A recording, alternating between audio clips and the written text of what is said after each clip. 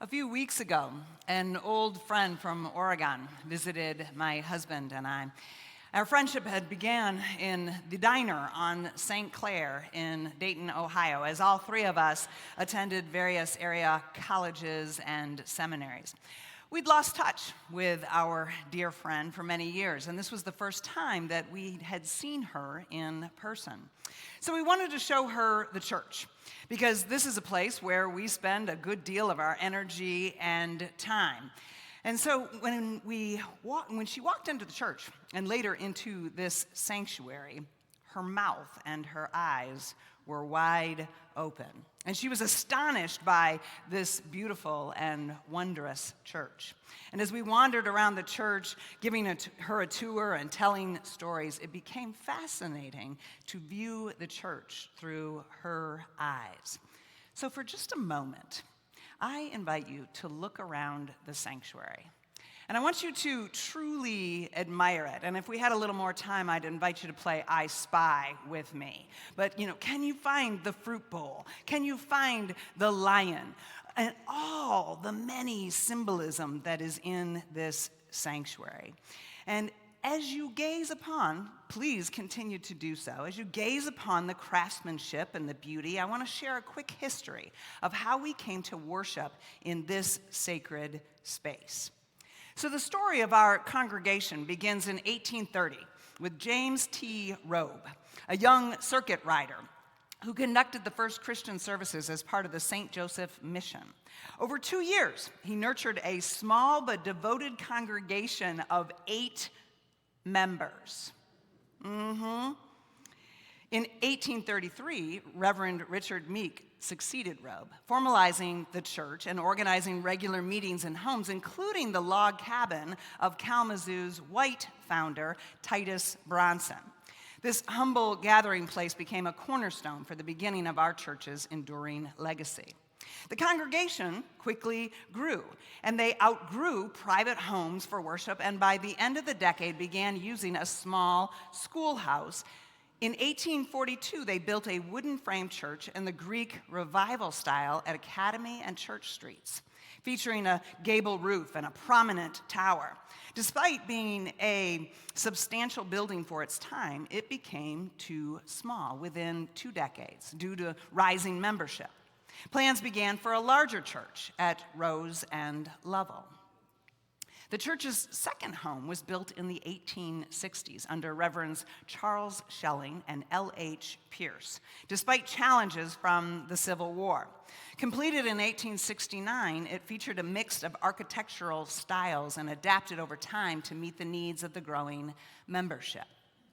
On March 13th, 1926, a fire broke out in the basement, destroying the building and leading to the deaths of 2 firefighters with losses exceeding $100,000. Following the fire, the congregation used temporary spaces offered by nearby churches and theaters until plans to build a larger church could begin. In 1924, property was purchased on Bronson Park, and designs by architect Ernest S. Batterson for a Gothic structure with distinctive features, including a large tower, were considered. Groundbreaking occurred on December 4th, 1927, and the sanctuary was dedicated on March 17th, 1929. The construction of this building, our church home, faced challenges. Very difficult challenges due to financial constraints, the Great Depression, and World War II. This delayed the completion of the church until 1950 and prevented the tower from being built. Much to the great disappointment of senior pastor, Reverend Dr. Douglas Vernon, the tower was never built. And it was to his great disappointment because in our last renovation phase, he wanted that tower built so very badly. But it was a very expensive endeavor. But there is nothing wrong with dreaming big. Further renovations and additions have occurred throughout the years, including the installation of a new organ in 2000. Not only is the building a testimony to the craftsmanship of woodworkers, stonemasons, glass artists, and more, but this building has served our congregation and our community very well, even to this day. We envision that our story is woven with God's story, and the story is not over.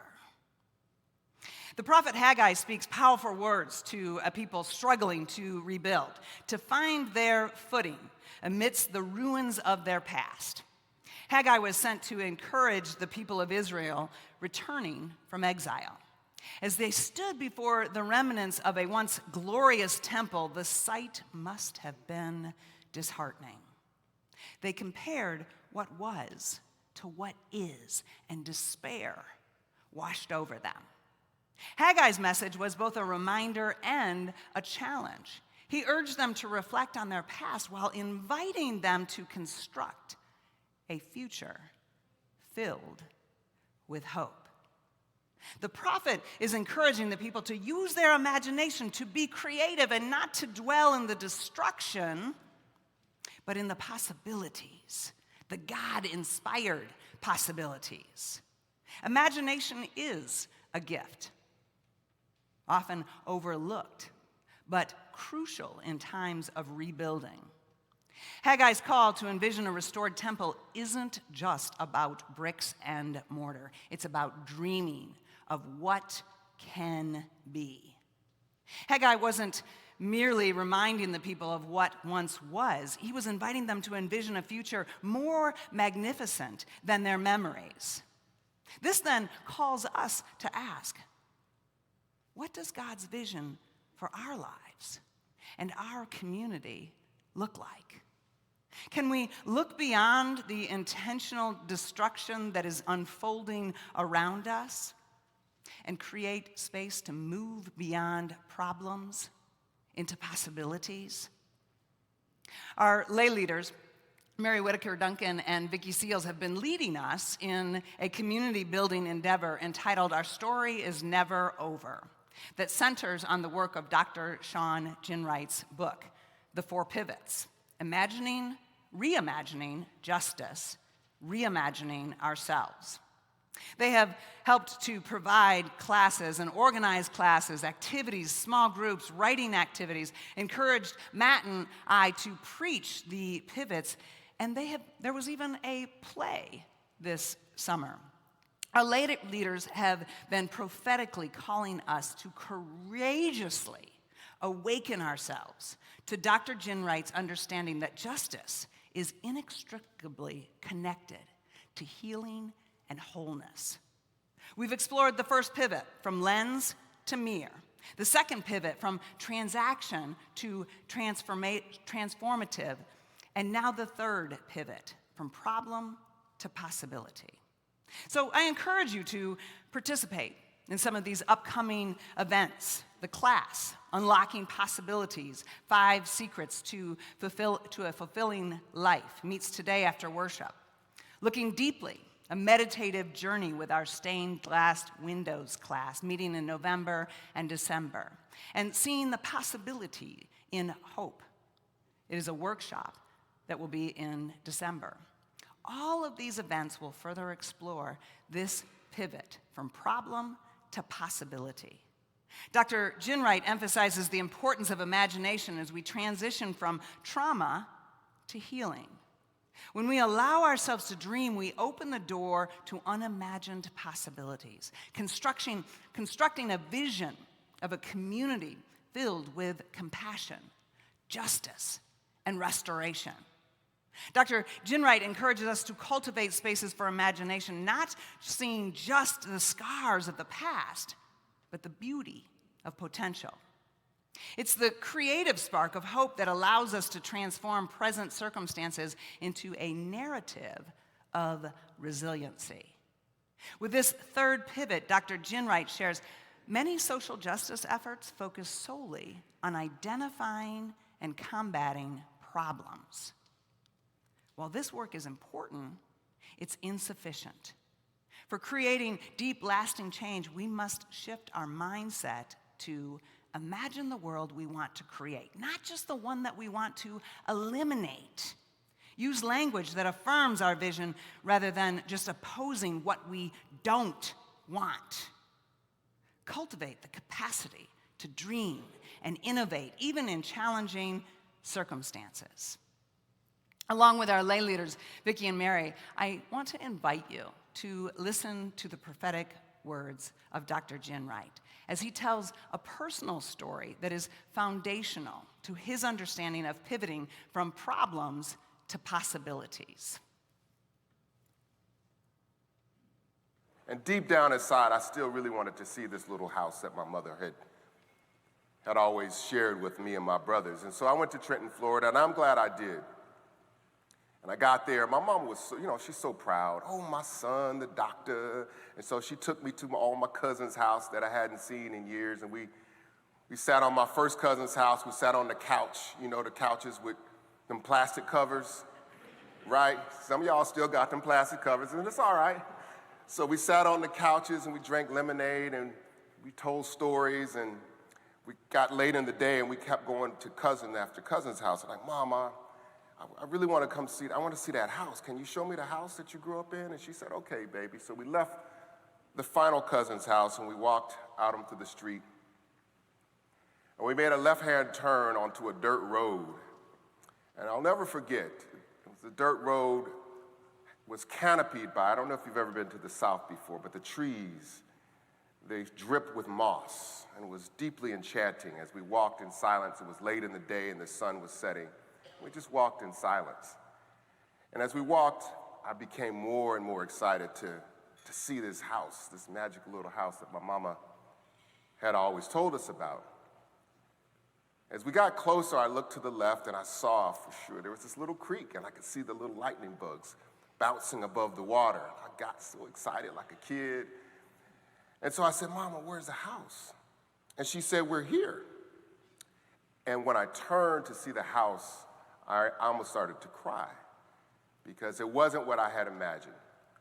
Can somebody advance the slides? This is the house that I saw. It wasn't the house of my imagination.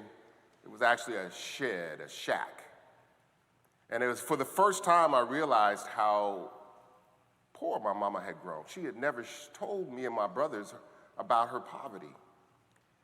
And I was overwhelmed by that. And my mama she saw something entirely different. Y'all, I don't know how to explain this, but my mama, when she saw the house, she was excited. And she took my hand and she walked me into the house like she was a child, like she was at Disneyland. And she took me to one little corner. It was just a one little room shack. She took me to the corner and she said, see, baby, this is where we used to keep the number 10 tub. And just like y'all, I scratched my head. I was like, what's a number 10 tub? And number 10, she said the number 10 tub is a big metal tub where we used to take baths because, see, we didn't have running water. We would boil the water and let it heat up, and this is where we would bathe. And she took me to the other corner, and this is where we keep the pot-belly stove. And as she began to share all of the nooks and crannies of that house, I became deeply, deeply just overwhelmed with emotion. I began to cry. I was like, Mama, dang, I didn't know you had grown up such poverty. You never told me this. And she must have sensed something because she saw me crying and she came up to me and looked up at me and she said something I'll never forget. She said, boy, why are you crying? I said, Mama, I just didn't know. You grew up with such poverty. And she said, boy, I want you to know something. When I was a child, I dreamed of you before you even existed in this house. And for you to come back to this place is a realization of my dream, so you should be rejoicing and not sad. And it was at that moment that I realized something profound lesson that my mama had taught me. She said, I realized that she understood poverty, but she wasn't defined by it. I realized that she understood the conditions that she was in, but she was not defined by it. Y'all hear me? That she was able to see me through, beyond, and above the conditions that she was in. She never forgot and she never let go of her dream of me, which is why I'm standing here today. I think that this is the lesson that we have before us as justice warriors. I think that is the lesson that we have before us for those of us who love justice, is how might we and how do we see, understand the condition that we're in, but not be defined by it, y'all. It means that we have to figure out how to shift our fear to freedom. We have to learn how to shift our sense of despair to joy. We have to learn how to not focus a future of dystopia, but see a future of delight. Yes, yes.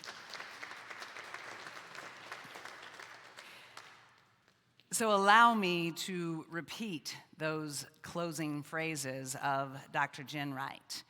As justice warriors, the lesson before us is asking ourselves, how do we see the condition we are in, but not be defined by it? We must shift from fear to freedom, shift from despair to hope, shift from a future of dystopia to a future of delight. The prophet Haggai and the prophet Dr. Sean Ginwright are rallying the people to engage in a collective imagination. As a community, we can dream together what healing looks like in our lives. When we gather to share our hopes and vision, we spark one another's imagination, especially when we put away our cell phones, as Julia suggested. And this then has the potential to create a tapestry of ideas that may have been too daunting to consider by ourselves. Dr. Ginwright, his third pivot speaks directly to the heart of this. The realization that community is strengthened when we engage in collective visioning. This is a process that nurtures healing and emotional wellness. Now, imagination alone is not enough. It must manifest in action. Haggai urges the people to work, reminding them that while they may feel overwhelmed by their present, their future depends on their willingness to act. Dr. Ginwright echoes this call, asserting that we must not only dream about healing and community, but actively pursue it. Our imaginations must propel us into service, advocacy, and support for one another. Haggai assures the people that God's Spirit remains among them. This divine presence emboldens our imagination. As we dream big, we are reminded that we do so with God's guidance, wisdom, and steadfast love. Dr. Ginwright emphasizes that engaging in emotional wellness and community healing is not a solitary journey. It is a shared pilgrimage when we recognize that God is actively nurturing our visions. When we align our imaginations with God's purpose, we can create transformative outcomes that reflect divine love and justice. As we continue to engage with Haggai's prophetic voice and Dr. Ginwright's poignant insights, let us be encouraged to embrace the power of imagination in our journey of healing and transformation. Our past is a part of our story, not the entirety of it. Together, we can rebuild, reclaim our identity, and heal from our wounds, driven by the dreams that we share. So, I invite you one more time to feast your eyes on the beauty, the imagination, the dreams and visions that are found in the beauty of this sanctuary. Remember, this church was rebuilt after a devastating fire. Devastating for the congregation and devastating for the community. Remember that 2 firefighters died. It was also rebuilt in the midst of the Great Depression and World War II. We are still a vibrant community because those who went before us did not dwell in the problems. They dared to dream. They dared to create a foundation of hope that would last for generations. They dared to pray, open our eyes, open our hearts. Oh God, lead us to the possibilities of your shalom. By focusing on possibilities, we energize our work. And we attract others to our mission, our vision, and our values. We move beyond mere resistance to actively shaping the future that we desire. We do not allow the thief to steal our joy, our hope, or our story. Aligning ourselves with the creative spirit of God, our collective imagination leads us toward a future filled with hope and possibility. May we then be inspired to envision not only what has been lost, but what can be rebuilt. A vibrant community, a nation rooted in love, partnership, and resiliency. As we commit to this sacred work of imagining and acting together, let us pray for courage in our hearts and strength in our hands. And all of God's people said,